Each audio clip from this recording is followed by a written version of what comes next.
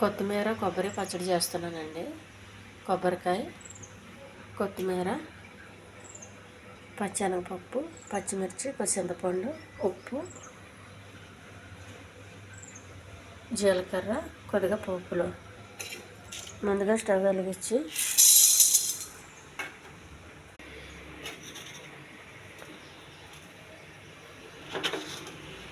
కొద్దిగా జీలకర్ర, కొన్ని పోపు సామాన్లు, పచ్చిమిర్చి,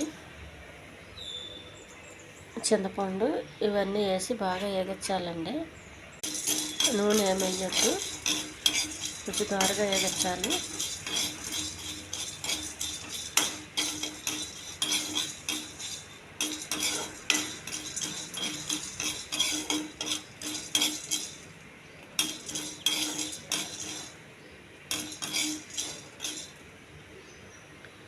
వేగిన తర్వాత ప్లేట్లో చల్లారనివ్వండి. వేసి కోసి పెట్టుకున్న కొత్తిమీర అండి, ఇది కూడా వేగించాలి.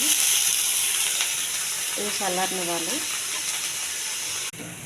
కొత్తిమీర వేగిందండి, దీన్ని కూడా చల్లారనివ్వాలి. కొంచెం తీసుకొని కొబ్బరికాయ చిన్న ముక్కలుగా కోసుకోవాలి. కోసి పెట్టుకున్న కొబ్బరి అండి,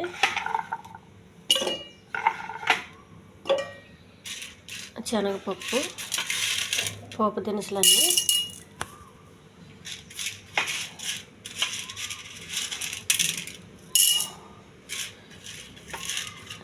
ఎందులో కూడా నూనె వేయలేదు. కొత్తిమీర, పచ్చిమిర్చి, కొంచెం ఉప్పు మనకు కావలసినంత.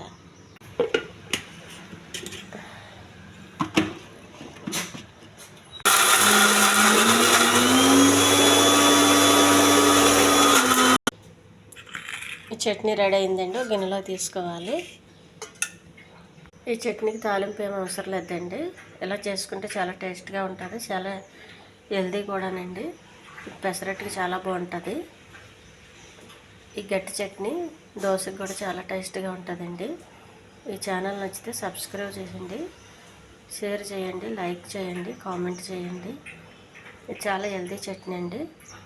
ఇందులో కొద్దిగా ఏమీ కూడా ఆయిల్ వేయలేదు, నేను ఉట్టు పెనంలో ఎగిచ్చానండి.